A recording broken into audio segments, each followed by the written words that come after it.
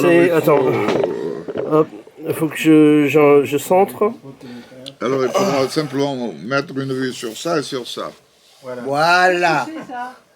C'est Ça, la, c'est Légion d'honneur. c'est la Commandeur. Légion d'honneur. Légion d'honneur, Oui, mais commandeur de 3e degré. 3e degré.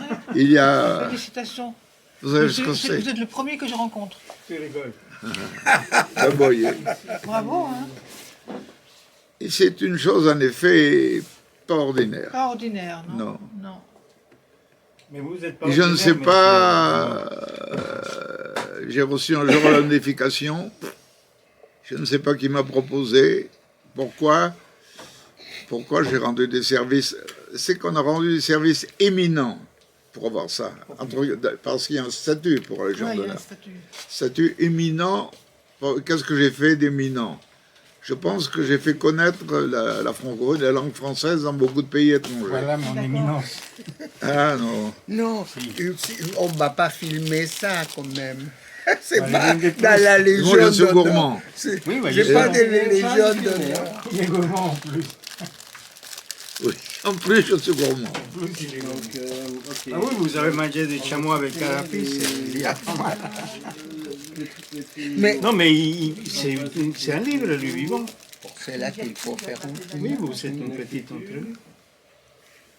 Moi, je vous ai jamais vu ici. Hein. C'est la première fois que...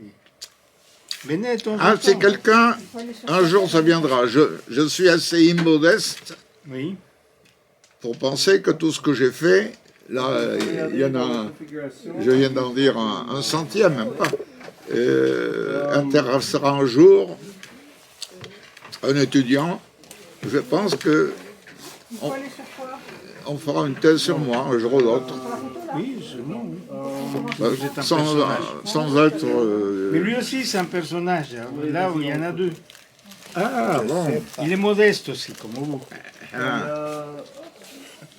Donc, quand deux grands personnages se rencontrent... Qu'est-ce que c'est qu'il y a pourquoi c'est un personnage? Ah, mais vous savez, j'ai plusieurs personnages. Je change de nom. Parce que ici, j'ai un nom, là-bas, un autre nom, comme ça. Je change de nom, je donne des noms faux parce que je préfère rester comme ça. Mais c'est très bien que vous avez venu ici. Donc, vous avez venu par accident? Quelqu'un vous a dit, allez-y voir? Non, je suis venu par accident. Je me promène beaucoup. Mais vous pensez qu'ici on peut trouver votre téléphone? Non, ça n'a rien à Ah voir. non, Je pensais qu'on vous a dit peut-être que là-bas vous trouverez. non, je pense que ce qu'on a dit tout à l'heure, maintenant que je vous connais un peu mieux, je pense que peut-être, vous savez où on trouve des téléphones d'occasion, parce que je n'ai pas besoin Mais de... ici, à 200 mètres, il y a plusieurs magasins des gens irakiens, d'Iraniens. Ils sont spécialistes parce qu'ils recyclent des Mais j'ai peur qu'ils me...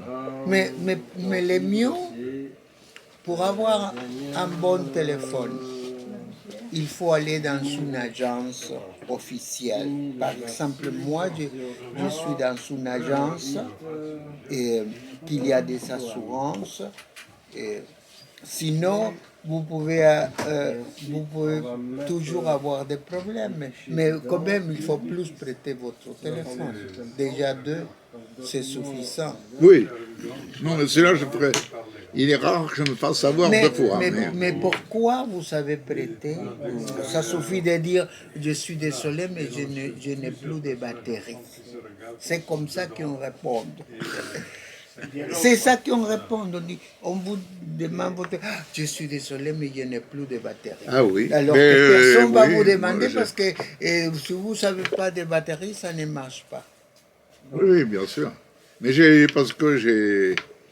Une fois de plus, j'ai été trop bon. Enfin, Non, mais... j'ai voulu rendre service. Oui, mais quand on a des... Bon, ça y est, on est prêt? Vous êtes en train d'être enregistré depuis tout à l'heure. Hein? Donc, mais alors qu'on commence officiellement? Oui. Vous continuez officiellement, justement. Ah ben, il faut que- Bonjour. Bonjour. Bonjour, cher ami. Ça, c'est un plaisir pour moi avoir vous rencontré ici dans l'association Les Grands Voisins. Vous savez, Les Grands Voisins, c'est une association que c'est grand parce que c'est petit. Et c'est petit parce que c'est grand. Alors que c'est un jeu, un double jeu. Merci à les qualités très particulières d'un Américain qui n'est pas américain, mais c'est plusieurs mélanges qu'il apporte ici en France. Alors, ça s'appelle Chris Mann. Chris Mann, c'est quelqu'un de très sobre, de très actif. Il ne peut pas être tranquille. Il faut que toujours, il se lève, il dit, bon, maintenant, je vais faire quelque chose de nouveau. Et comme il aime beaucoup l'informatique, parce que c'est une informaticien de première ligne, il se met toujours à jouer. Et chaque matin que je me réveille, j'allume mon Internet, il a déjà changé quelque chose. Il dit, j'ai ajouté telle chose. Bon, j'ai ajouté c'est lui, là. Oui, c'est lui. Donc, Frédéric. je viens ici tous les lundis, parce que c'est local et ouvert les lundis. Je viens ici les lundis, je parle avec les gens parce que j'habite tout près d'ici, alors c'est dans mon Moi aussi. quartier. Donc, et je suis enchanté de vous recevoir aujourd'hui. Racontez-moi comment que vous avez arrivé à connaître les grands voisins. Oh, je suis arrivé par hasard parce que je me promène beaucoup dans ce quartier. Depuis 2 ans, je collecte, pour vous expliquer pourquoi Oui. je me promène beaucoup, je collecte les petits bouts de papier qui contiennent un message qui sont collés n'importe où. Et je pense que c'est le street, le street art, on appelle ça. Et je pense que c'est un nouveau langage.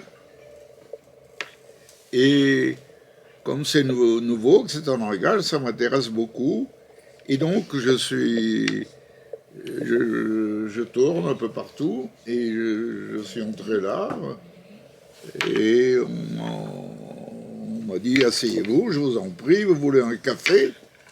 Voilà. J'ai pris un café. Voilà, c'est ça les rôles de l'association des grands voisins, d'être ouvert à tout le monde. Ici, il y a des Japonais, il y a des Coréens, il y a des Mexicains, il y a des Ukrainiens, il y a des gens de tout le monde, parce que c'est une porte ouverte à toutes les cultures, à toutes les initiatives. C'est ce qui m'intéresse. Donc, alors mais qu'est-ce que c'est important pour notre association, c'est connaître les gens qui nous viennent à visiter. Et on vient de parler de vos voyages à Corée. Oui. Alors que, J'ai fait 17 voyages en Corée du Nord. J'ai connu les 3 présidents. Kim Il-sung, Kim Dae-jung et Kim Jong-un. et quelle impression vous avez eue quand vous avez parlé avec ces personnages? Oh, mon impression, elle est simple. Je crois que ces gens courent vers une utopie. Une utopie. Est-ce que c'est une utopie? Et Alors voilà. Et le fait que le communisme propose la égalité, disons, absolue entre les humains, qu'il n'y a pas de différence. Mais je vous arrête tout de suite. Oui. Je vous arrête tout de suite. Il n'y a pas de... Ils ne se disent pas communistes. Ah, ils ne sont pas. Voilà qu'il faut nous expliquer. Ils ne sont pas communistes. Enfin, ils récusent cela. Ah, ils récusent. Oui. Parce que tout le monde pense qu'ils sont communistes. Non, ils sont peut-être proches, mais enfin, en tout cas, ils ne sont pas communistes. Ça, j'y suis allé assez souvent pour pouvoir l'affirmer. Et ils se disent quoi, donc? Alors, attendez, maintenant je suis un peu âgé, j'ai 88 ans. Et pour trouver les mots, je dois chercher quelquefois.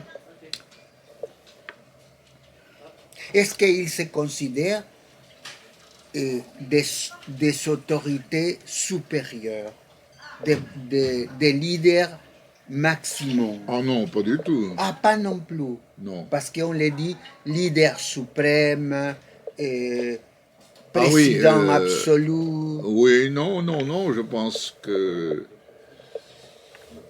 qu'ils croient qu'ils ont, que c'est eux qui ont qui ont raison, mais sans plus. Comme moi ou comme vous, quand je parle maintenant, je pense que je suis en accord avec ce que je dis.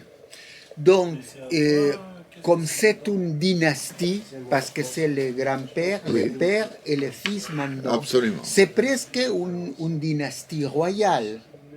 Parce qu'avant, Oui. en France, en Europe et partout dans le monde, les pouvoirs passaient de père en fils. Alors qu'est-ce que c'est Je une leur dynastie? ai posé la question. Il m'a dit, on a bien réfléchi. On a bien réfléchi avant de savoir qui allait succéder, comment allait se faire la succession, parce que nous tenons à ce que ce système perdure. Et au terme de cette réflexion, on s'est dit, qui est-ce qui peut le mieux connaître le fils, et qui est-ce qui a le père, et qui est-ce que le plus d'intérêt à dire exactement ce qu'il pense, etc. C'est le fils. C'est le fils. C'est le fils. Alors, on n'est pas allé chercher plus loin. On a dit, bon, ben si j'ai bien compris, il y a là une... Disons qu'ils sont arrivés à la conclusion que la meilleure façon de garder l'État nord-coréen, c'est Oui. avec leur famille. C'est ça. Mais est-ce qu'il n'y avait pas des sœurs, des filles? Pourquoi toujours nos 3 générations, ils sont toujours les garçons, pas les filles. Ah si, il y a actuellement une fille. Et cette fille va être l'héritière maintenant du Le- pouvoir. Héritière. Certainement, oui. Moi, je n'ai pas regardé plus en détail, mais on voit une fille qui a l'air d'ailleurs d'avoir du caractère et de... De pouvoir diriger le pays. Oui, je pense. En ce moment, il y a une guerre où la Corée du Nord participe à la guerre des États-Unis-Israël contre un Moyen-Orient, un des pays très puissants. Ils sont en guerre maintenant. Oui. Et la Corée du Nord participe dans cette guerre contre les États-Unis et l'Israël. Est-ce que vous croyez qu'ils vont arriver à utiliser la bombe atomique? Parce qu'il y a la menace de que cette guerre conduit à l'utilisation de la bombe atomique. Je vais vous répondre comme un Normand. Moi, je ne l'exclus pas. Je pourrais l'exclure. Et Je ne l'exclus pas. il y a une espèce de consensus général aux Nations Unies, dans le Conseil général des Nations Unies, Conseil de sécurité. le Conseil des que Le Conseil de sécurité de l'ONU. voilà, que personne doit être le premier à utiliser la bombe atomique. Parce que ça, c'est une tradition, c'est pas un accord. Est-ce que vous croyez à cette tradition? S'il faut dire oui ou non, de manière aussi tranchée, je dirais non, parce qu'ils savent que c'est l'apocalypse et qu'eux-mêmes vont pas échapper si c'est l'apocalypse.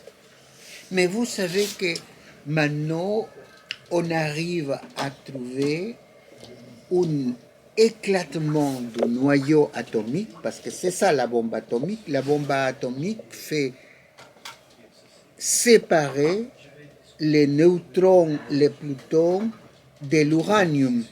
Et c'est ça qui produit ces grandes déflagrations. Mais on vient de découvrir, depuis 3 mois, un nouveau élément qui permettait, parce qu'on pensait que les nucléos atomiques étaient liés seulement avec 2 éléments, Oui. protons et neutrons. Mais maintenant, on a découvert que les 2 éléments sont liés par un troisième, que ça a été très difficile de trouver parce que vit un millénième de seconde. Mais la technologie actuelle a permis de trouver pendant des milliards de secondes ce troisième élément.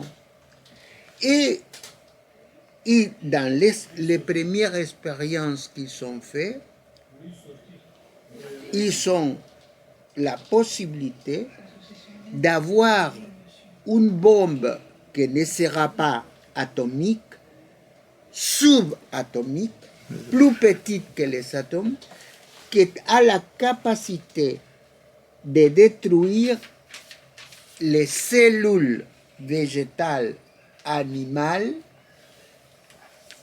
mais qui ne détruit pas les villes, la matière des villes. Ça veut dire qu'il faut jeter... J'ai entendu dire ça. Donc, j'ai entendu dire ça. Et puis voilà, vous voyez, ça c'est... Une fois de plus, c'est l'âge, mais enfin... Mais ça veut dire que celui qui arrive à cette bombe subatomique, Oui. ça veut dire que pour gagner la Troisième Guerre mondiale sans détruire la Terre. On envoie la bombe atomique dans les pays ennemis, toute l'humanité de ces pays disparaît, mais les villes restent comme ils sont. Ils gagnent